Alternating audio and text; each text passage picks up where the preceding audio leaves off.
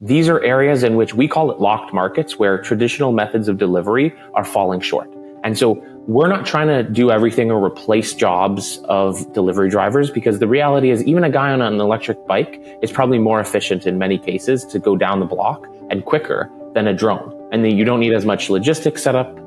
Everything is very easy to do. But for many, many instances, longer deliveries, islands, or even during traffic, these create these locked markets that we're able to service with the drones that are super efficient, super fast, and much better than a vehicle. Welcome to Whisking It All with your host, Angela Esposito, co-founder of Whisk.ai, a food and beverage intelligence platform. We're going to be interviewing hospitality professionals around the world to really understand how they do what they do. Welcome to another episode of Whisking It All. We're here today with Cameron Rowe, the founder of Hover. Cameron, thanks for joining us. Thanks for having me, Angelo. Of course. So a couple episodes back, or more than a couple, probably like 30 episodes ago, we had the founder of a really cool robot company here in Miami that kind of does delivery on the ground, basically. And so when I saw what you guys were doing, it caught my attention. I'll let you explain it. So why don't you let people know what is Hover? Certainly. So Hover is a drone delivery startup. We can deliver pretty much anything that fits within the 5-pound payload of our smaller drone. And just recently, we've launched a larger drone. But for the sake of what we're chatting about with food delivery, the smaller drone is what we've done most of our 6,000 deliveries with. And we're able to do about 5 pounds worth of anything you would think of with Uber Eats, DoorDash, those typical things. So last mile food products. Really cool. So I was on the website. So just for people listening in, like to give you a visual, I saw the video, but literally a drone, right? No other way to describe it. Just carrying your order in the air and dropping it off. So a really cool concept. We'll get more into it and how it's working and the logistics and who your ideal customers and all that fun stuff. But I always like to understand what made people want to do what they're doing today. So kind of your why. So like, I'd love to understand a bit more about your background and just what inspired you to start Hover in the first place.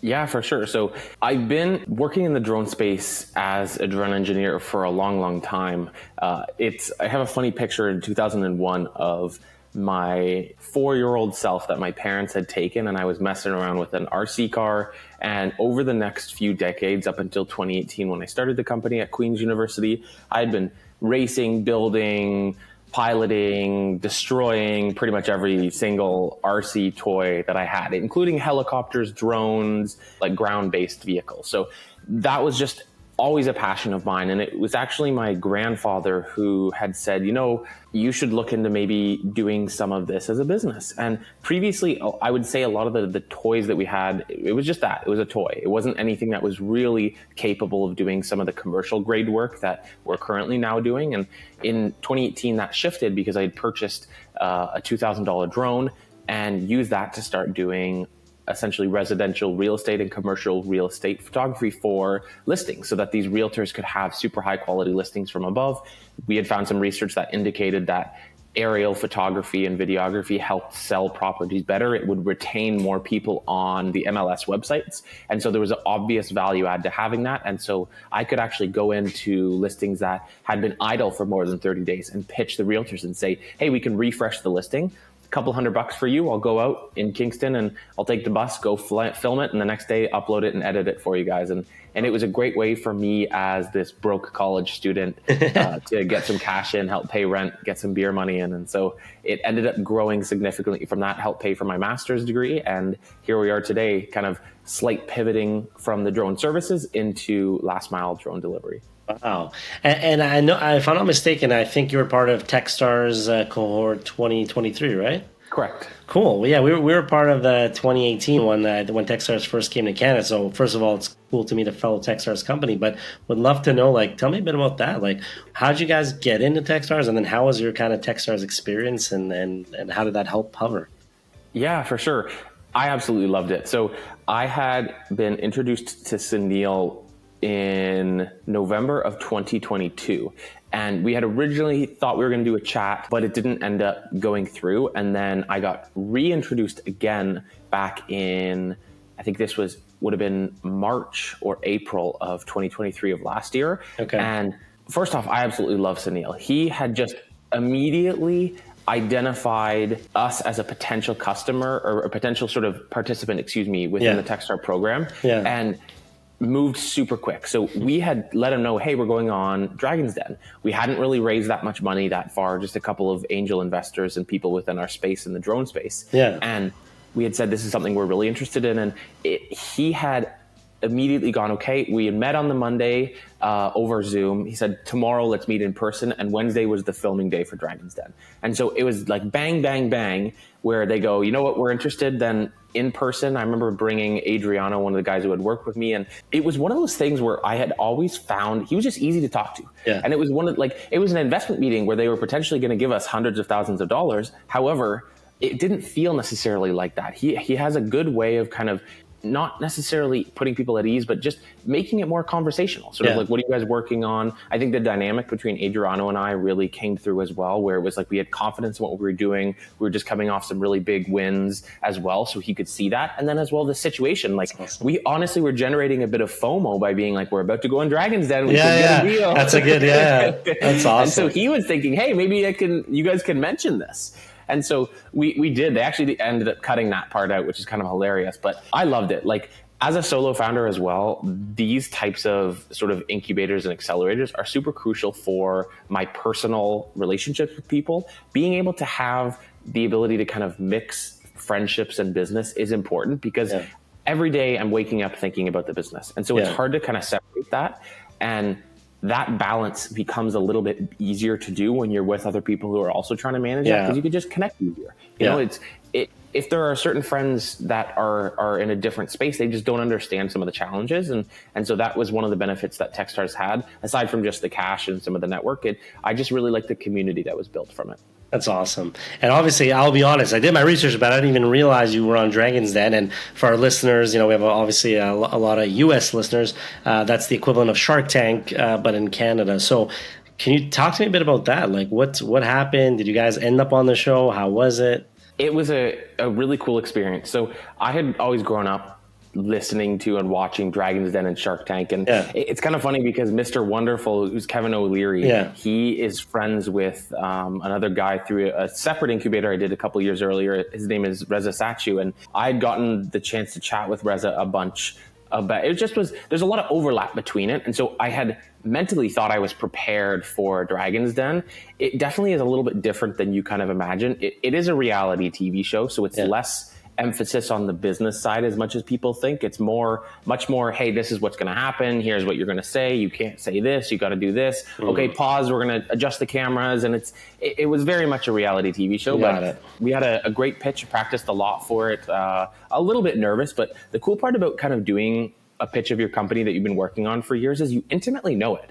It's like you could ask me a bunch of different questions and I don't necessarily never have an answer for it. I always can say something about it that would answer your question. I think the key here is picking the answers that you have to kind of change the answers depending on who you're talking to. So you got to do research on who the dragons are at the time. Like Robert Herjavec was absent, which I kind of really was sad about because he is a little bit more on the software side of things, so he would have understood a little bit of it, but you kind of got to roll with it because it is what it is at a certain point. And who was that? I'm curious. So Kevin O'Leary? So he was not there at the time. Robert was not. They keep switching it up and putting new dragons in. Michelle Romano, Wes Hall, and there were a couple others as well. Cool. But the other people kind of weren't really my focus. I would say Wes and Michelle are just based on their investment thesis, even just the amount of money they have to be able to do the deal size. Like, we had already raised some money from U.S. investors. And so if you're in the States, you kind of probably are aware of the differences between the Canadian and the U.S. venture market. And Canadian investors don't very have... conservative. Very conservative. They also just have less money. They're not doing investments in U.S. dollars. And so when we say, hey, we're going to do it in U.S. dollars and at U.S. multiples, people don't usually have the ability to stomach that. But I thought we handled it really well of like preemptively explaining that and saying, hey, here's our revenue multiple. Here's why we're valued at what we are. You guys are able to kind of search it up. We had asked $300K for 10%. Michelle had countered and said she'd give it to 25%.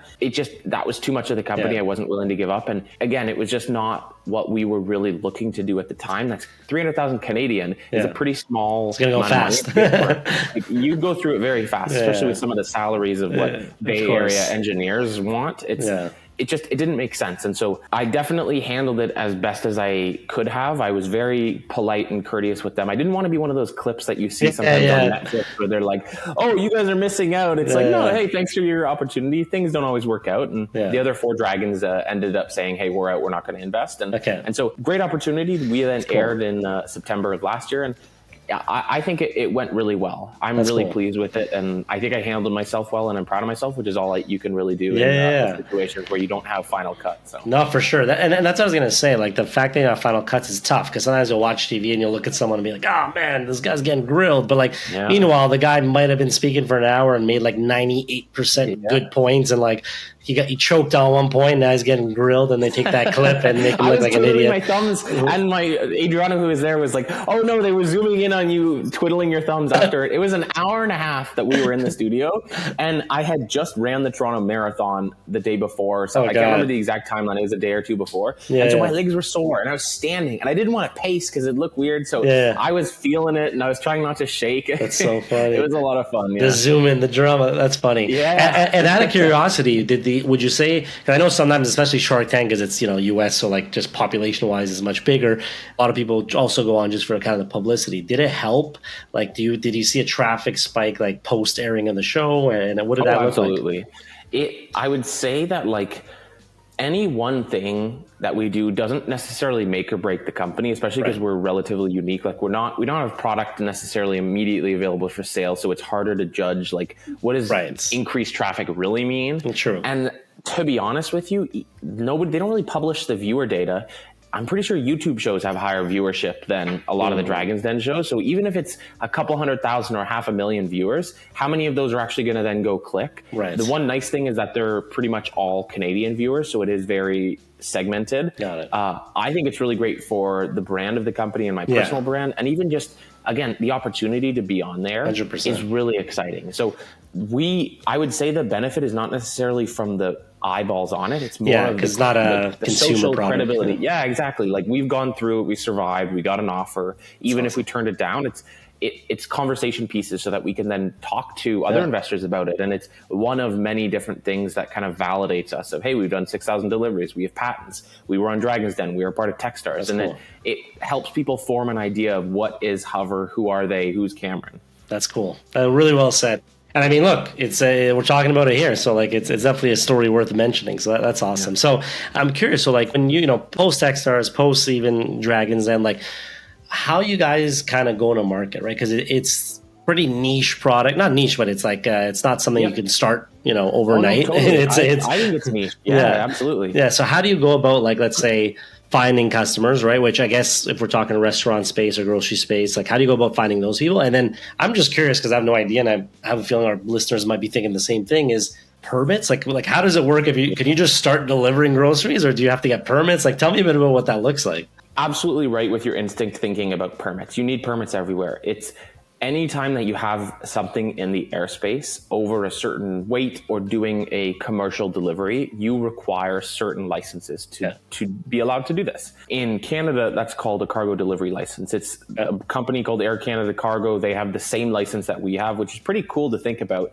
and a pretty interesting sort of achievement that we were able to achieve that same level, because you have to have the insurance, the regulations, the framework for delivery. You need to do test deliveries. How do you do test deliveries when you don't have the license? Well, you just don't have cargo, and you do the flights. How do you do the flights? Well, you need the certifications for the aircraft. You need the pilot licenses. You need the insurance. You need incorporation documents. You need good relationships. You need to have no issues on it. Like they do all of this. You need good background checks. Everything takes time. You need to pay them a fee. All of these things add up. And how do you pay for food and rent and mortgage and when you're doing all this? Right. Employees. So it's like, yeah, we're not on mortgage yet. We're still renting, but but still, yeah. It adds up so quickly. And so I think it isn't an easy thing to do, but because it's very iterative of like, we started off small doing real estate, then we got slightly bigger drones. In 2018, when I started at Queens, I actually had a vision of doing Oceaga drone deliveries. So the Schwartz meat sandwiches. We could pick them up and ship them off to the island there where they're doing the concerts. And I thought that what a great opportunity. So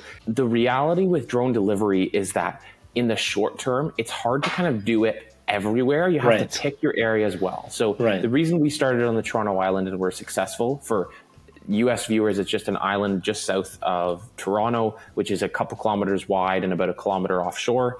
A lot of people still live there. They have about 800 people who are living there full time. And then on weekends, Toronto published stats saying up to 10,000 people a day are traveling to the Toronto Islands. So the market size is there, and we only need to do about 50 deliveries a day to be profitable. And we were doing 100, 150 deliveries a day. And so that environment is what we have been recreating in other locations. And so that may not necessarily just be neighborhoods. Right. It could be areas like boats, for example.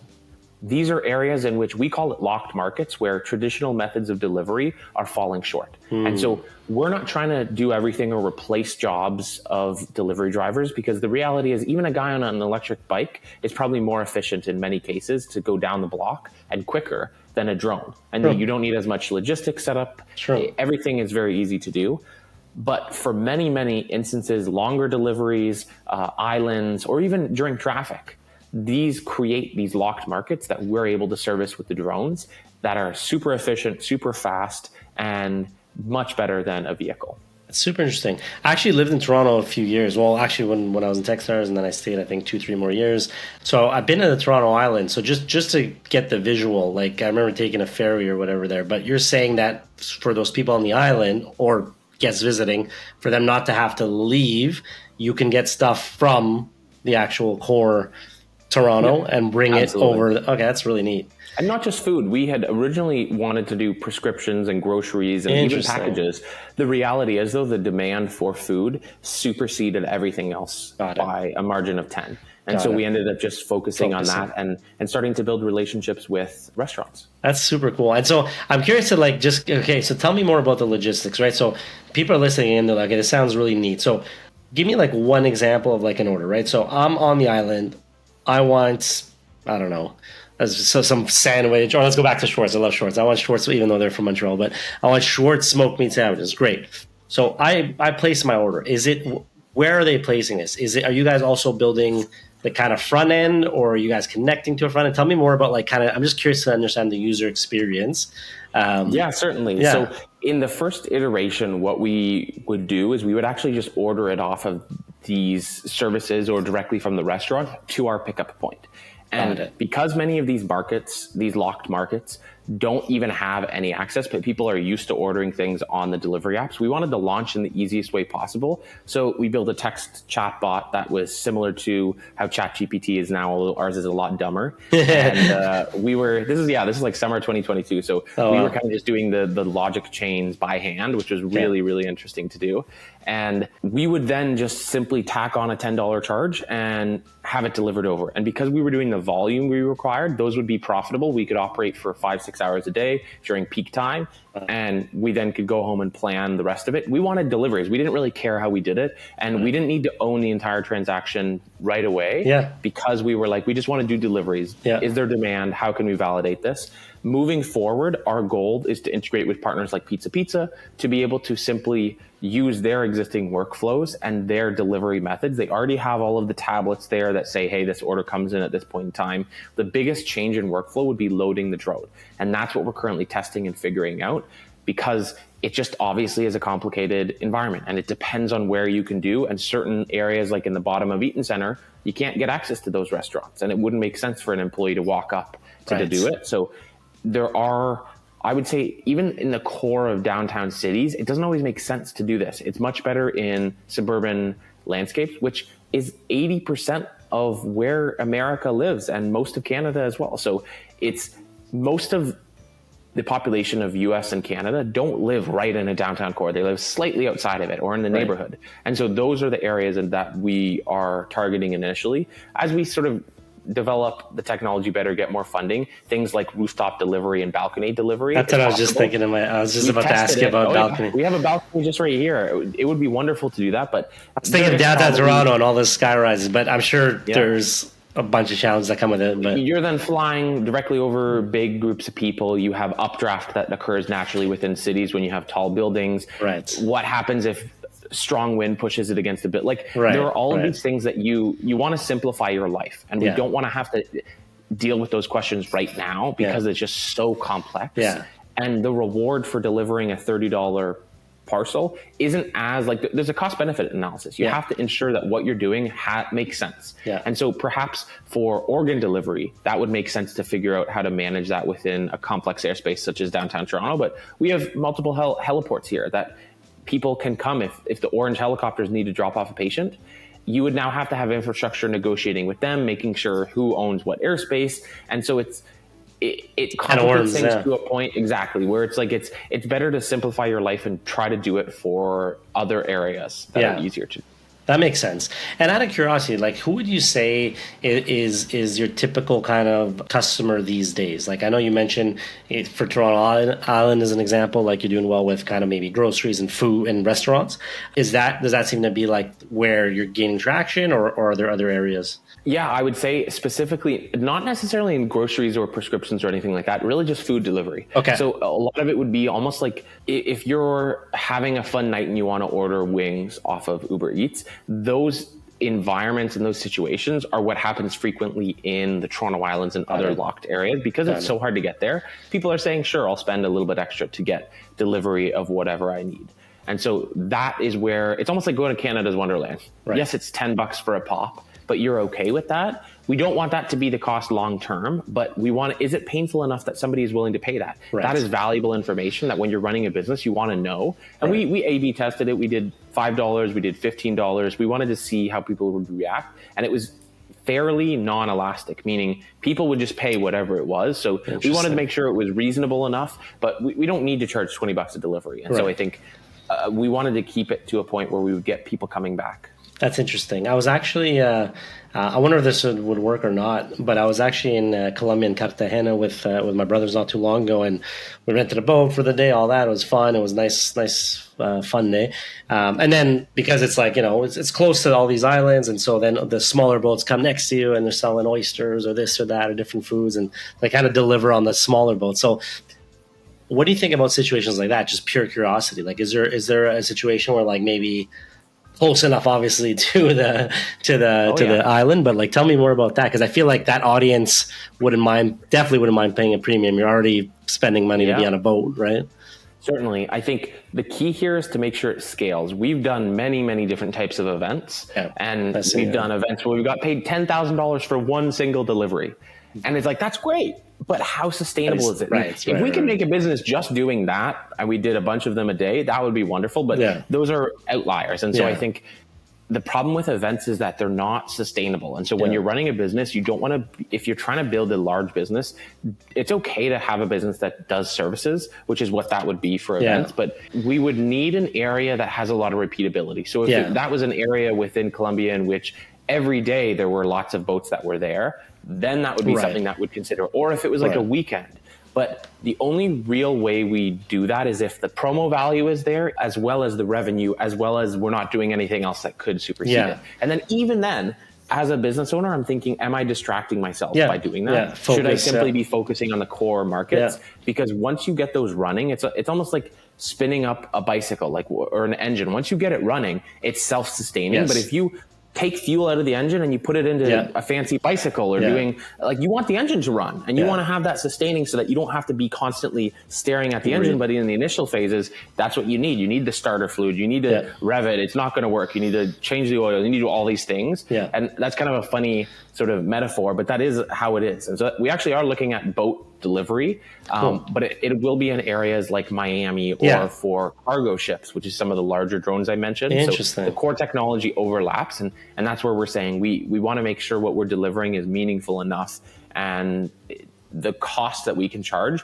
isn't something that is overwhelming to the customer, which when you're in food delivery, people want to spend as little as possible. So that's a tricky market to make a lot of money in, unless you have the volume. Yeah, that makes a ton of sense. And it's funny, I totally agree. It's like you got to scale the rule, not the exception. So like, but who knows? Sometimes like you think of like a obviously this is a massive company, but you think of like a Red Bull and the experience side. And one piece of advice, I mean, I don't know if you guys are already doing the events, maybe you're already doing this, but document those things, because those are such fun videos to like, if you guys are, I apologize because I haven't seen them, but that's okay.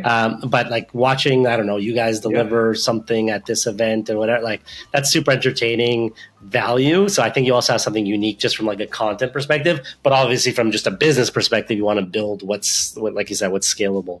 Definitely. So we're excited. I think it's a lot of challenges associated with it, but did you guys find that with your Techstars experience? Were you creating some of these sort of memorable experiences and trying to capture as much content as possible? Yeah. I mean, one of the things I realized with Techstars was that like how important, I guess, networking was, and then also how important maybe storytelling was. The idea is important. Execution is obviously important, but like I think I underestimated the idea of the storytelling. And so for me, it took time, but even just like doing this podcast, it's like I realized the importance of doing content. And I think the trick I realized after many, many years is focus on the quantity, not the quality in the beginning, just to get the reps in. Like, it's like, I don't know what I'm doing. This podcast was shit. Okay, episode 2, this didn't make sense. Fuck, I didn't record my audio. That might, but just if you make the goal in the beginning, just quantity, like I want to get through 50 episodes, magical things happen. And then eventually you say, okay, now I want to make quality. And then the bonus is now I want to make a lot of good quality. So it's quantity and quality. But it's a hack I learned, or a mindset I learned, because then you don't judge yourself so hard. So like, let's say you want to start posting on TikTok. It might feel so overwhelming. So if you make your goal like, I want to get 10,000 views, it might feel stressful, and then you might feel like you failed. But if you're just like, hey, you know what? For Hover, I want to make a goal that from now till December, we're going to post 100 pieces of content. Cool.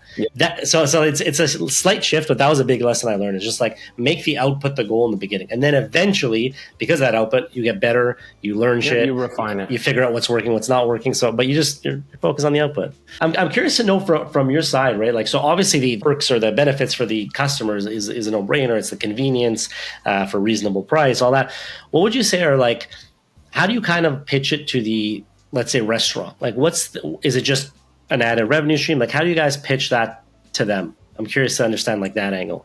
So typically we don't go direct to, if it's a franchisee, it's different than sort of the corporate. So most of the time what we're doing is we're going to the corporate office, because when you're dealing with sort of pilot projects, you need to have a little bit of money that they're okay with saying, hey, we're going to take this risk to invest it. Individual store owners, unless they're really wealthy, which many aren't, considering some of the stuff that's going on with restaurants and brick and mortar stores right now is really tough. So going to the chains, they're looking for this. Well, we talk to them and we say, we can upskill some of your drivers that are currently doing deliveries. So there's this subset of them, like Pete's Pizza was a perfect example that we are doing some work with, where you're able to get the interest and buy-in of the head office and corporate. They're willing to invest some cash to be able to do trials, to be able to set something up to see if it makes sense. And then as well, once that's ready, the reason that it's good to go from this top-down approach, they can turn on in every location.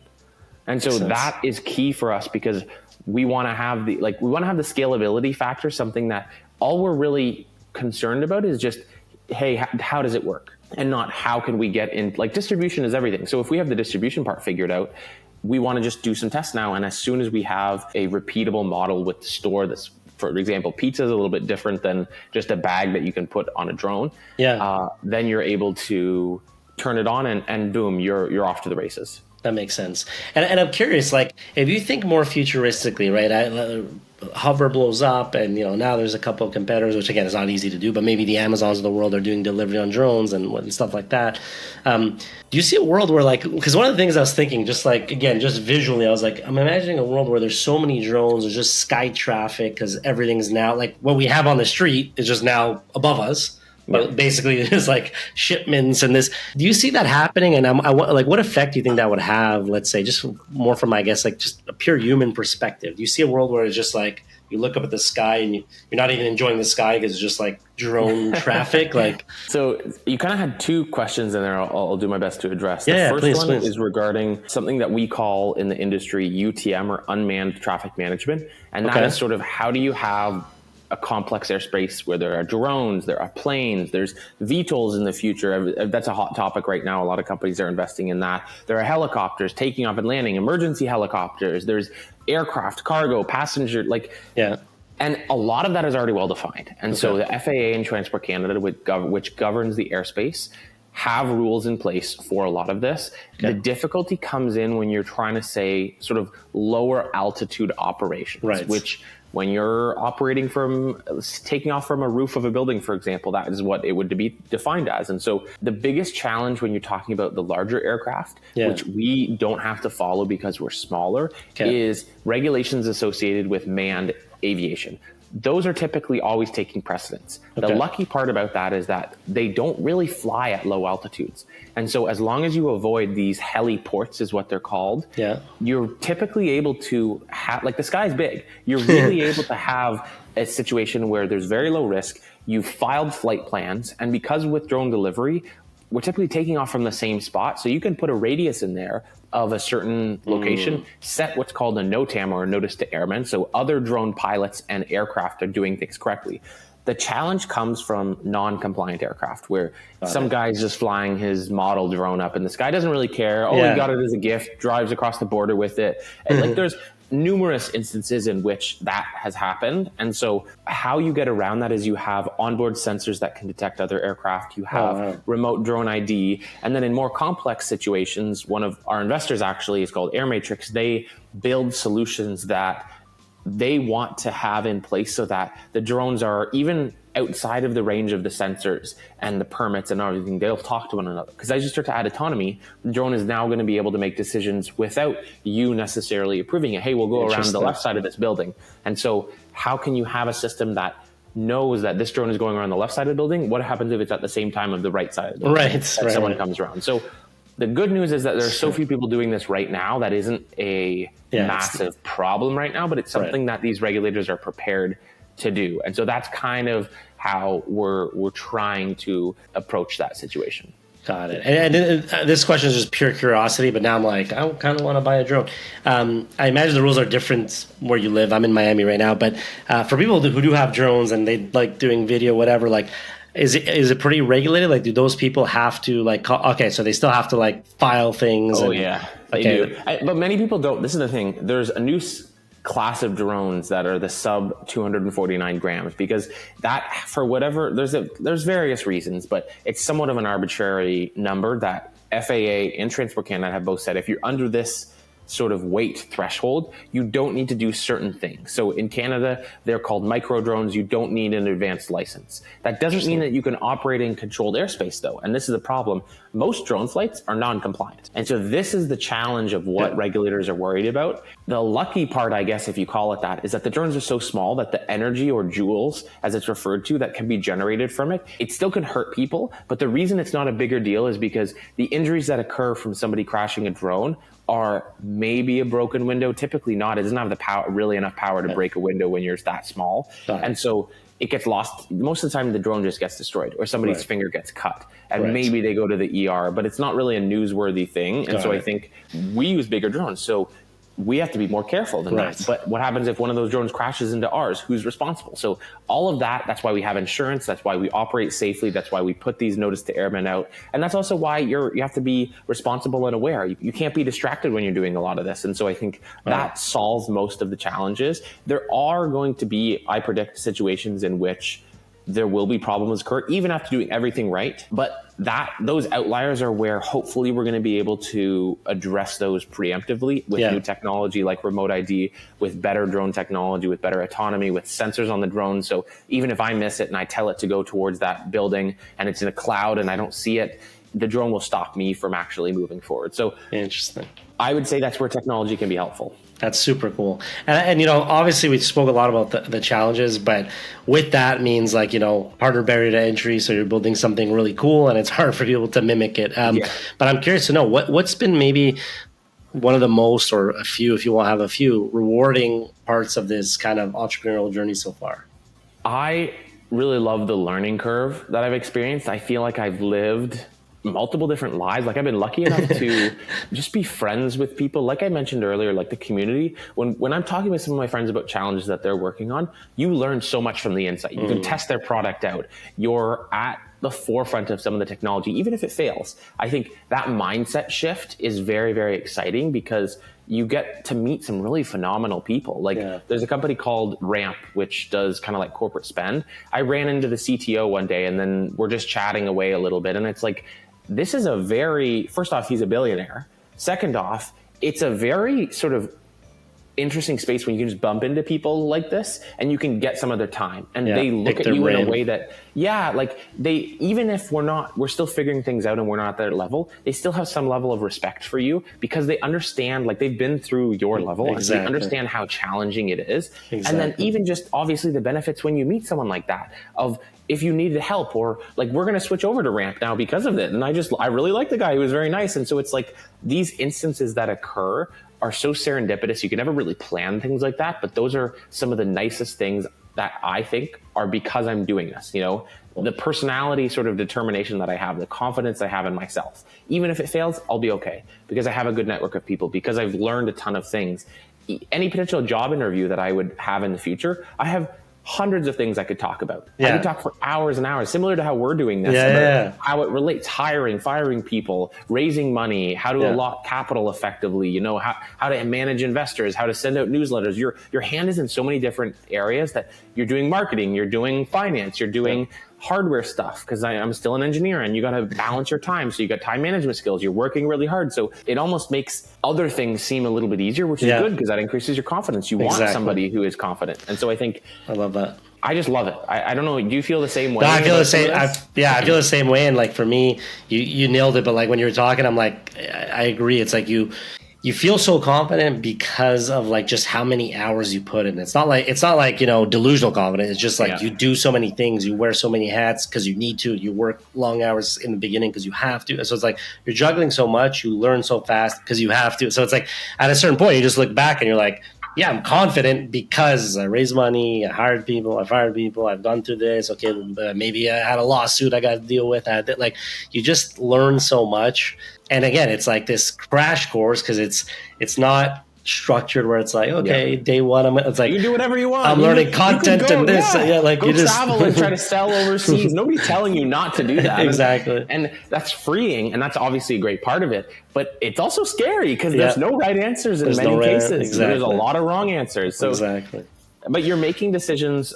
Reza, talking back to him, he ran Next 36, and he's actually, I believe, a professor at Harvard as well for the business school there. He had said one of the important parts about being a founder at a young age is you get experience making decisions with consequence. Yes.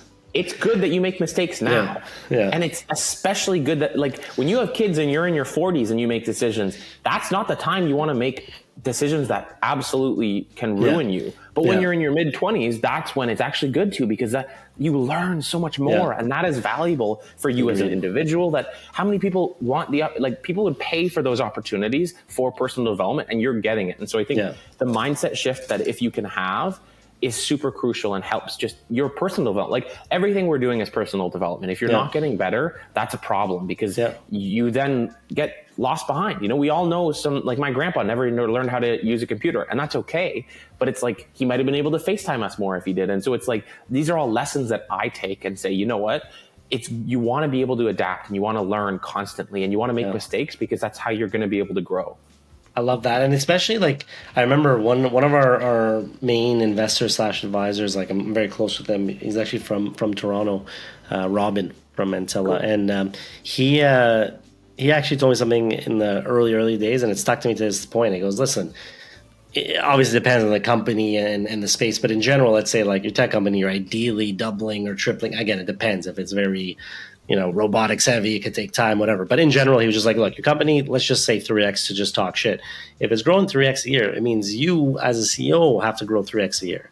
And so he's like, what you're going to learn is that the team you have today might not be the team you have tomorrow, might not be the team. So it's like, but you want to still be in your company, so it's like you got to keep up. So like that's where the challenge was, where it's like you're always learning, you're always growing, you're pushing the limits. You're shy, will start speaking. You don't like content, pull out the phone. Like I hated content. Like I know it might not look like it, but like I would hold the phone and like if someone walked by on the street, I would like stop recording. Everyone, normal insecurities that we all have that you repetitions. All right. You don't like that. Do it again. It's a little less painful the second time around. And the third time you're like, all right, I'll get through it. Exactly.